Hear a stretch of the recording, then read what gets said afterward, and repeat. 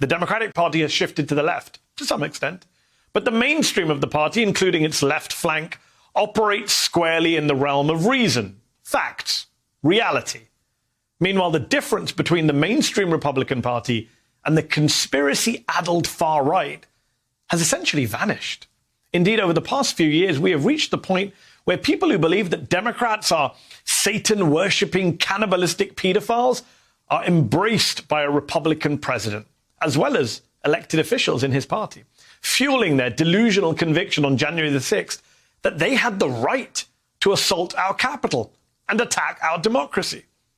There's this new book about the Republican Party that tries to explain what happened, how it is that the right descended into, quote, crazy town. The author points out that well before the rise of Trump, even as far back as 2010 and the rise of the Tea Party, you could be a total moron and get elected just by having an R next to your name. And many such morons were. The author continues, compromise, that wasn't their thing. A lot of them wanted to blow up Washington. He goes on to say that many Republican members of Congress were just thinking of how to fundraise off of outrage or how they could get on Hannity that night, adding they didn't really want legislative victories. They wanted wedge issues and conspiracies and crusades. The author goes on to say that the GOP was infiltrated by wild-eyed crazies backed by a Fox News obsessed with kooky conspiracy theories. So who is this author? Some liberal leftist Trump hater? Nope. It's former Republican House Speaker John Boehner in his new book, an extract from which is in Politico today. Boehner is positioning himself as the voice of reason, a wine-drinking, cigarette-smoking, old-school Republican who can't stand the new breed that's taken over. Take it from me. You'll never know where you'll end up. That's freedom. I'll raise a glass to that any day. P.S. Ted Cruz, go fuck yourself. John Boehner wants us to pine for a simpler time where Republican politicians were not conspiracy theorists or actively working to subvert democracy, but rather simple, hard-working corporate stooges who would literally distribute big tobacco's campaign checks on the House floor, as Boehner did in 1995. The problem with Boehner's attempt to separate himself from this new class of Republicans is that he literally helped usher them into power. Boehner thought he could manage and use the Tea Party to his benefit. As one former aide of his said, he thought of himself as someone who was of the Tea Party mentality before the Tea Party was a thing. And back in 2009, Boehner effectively threw in with the Tea Party, appearing with Michelle Bachmann, the Marjorie Taylor Greene of her time, at a rally at the Capitol in front of thousands of far-right Tea Party protesters, who were an early manifestation of the Republican Party's more conspiratorial and dark future.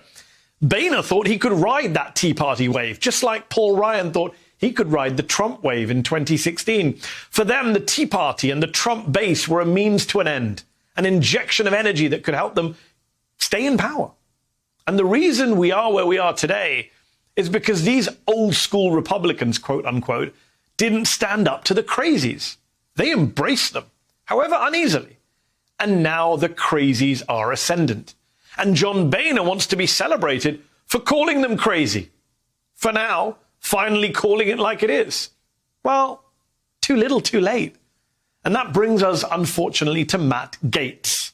The other day, the current House Republican leader Kevin McCarthy called the allegations against Gaetz serious and threatened to remove him from a committee if true, which isn't much, to be sure, but at least it would be an expression of disapproval. But Matt Gaetz should have been dealt with long before these latest headlines. Gaetz is exactly the type of elected Republican that John Boehner claims to so disdain. A man who has always cared more about getting on television and inflaming the base than getting things done. And it's not like there haven't been red flags. We now know that according to CNN, Gaetz showed nude photos of women he said he had slept with to lawmakers in the Florida House.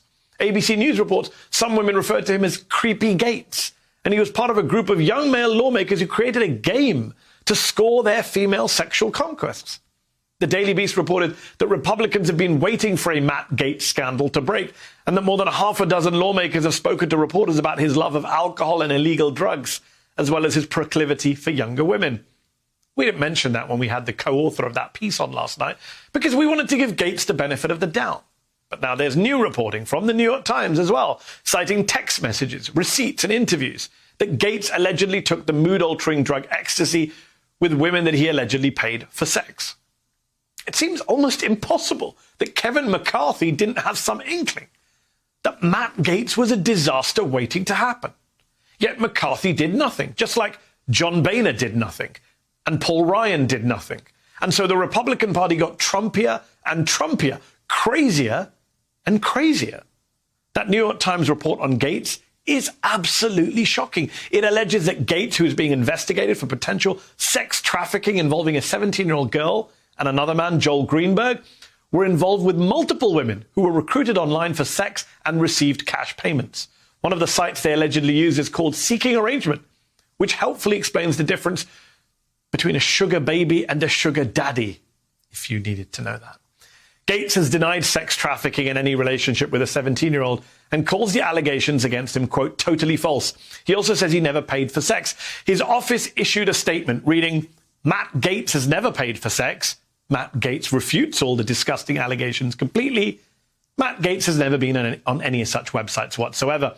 Matt Gaetz cherishes the relationships in his past and looks forward to marrying the love of his life. Hey, thanks for watching our YouTube channel. You should know that you can follow today's top stories and breaking news and catch up on your favorite MSNBC shows all in one place. Download the NBC News app today.